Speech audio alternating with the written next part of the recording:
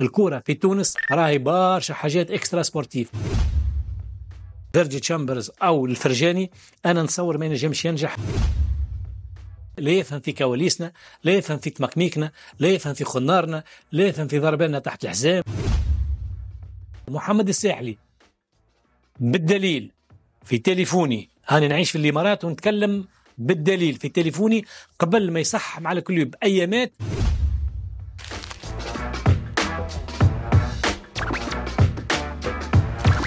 تو نقرا في بوست عمله طلال التازني يحكي فيه على تفاصيل الاجتماع اللي دار اليوم بين الرئيس هيكل تخيل وهيئة الحكماء، وقبلها بيامات شفت التدوينة متاع فيرجي تشامبرز او الفرجاني اللي يعرفوه جماعة النادي الافريقي باسم المستشفى الامريكي فرجاني، يحكي فيه على رأيه او على الخطة اللي هو حاطها كيفاش يتصور مستقبل النادي الافريقي.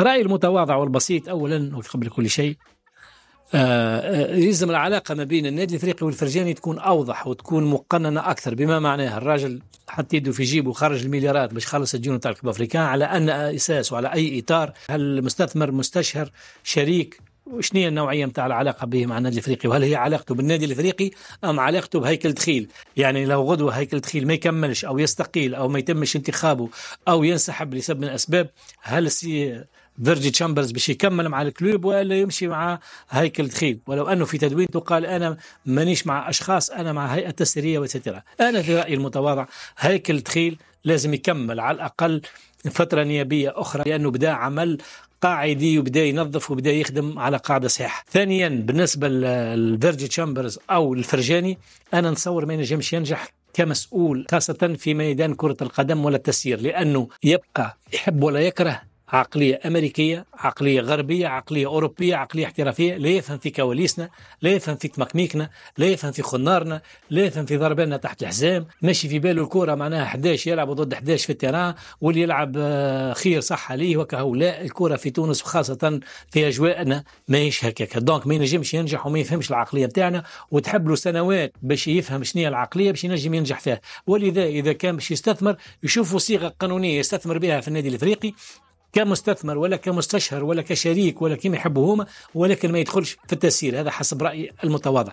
بالنسبة لعمك بيتوني نفس الشيء، بيتوني ما ينجحش في الكلوب لسنوات القدام على خاطر بيتوني ماشي في باله 11 ضد 11. الكرة راهي ماهيش 11 ضد 11 ولا 15 4 على البنك و11 يلعبوا في التيران.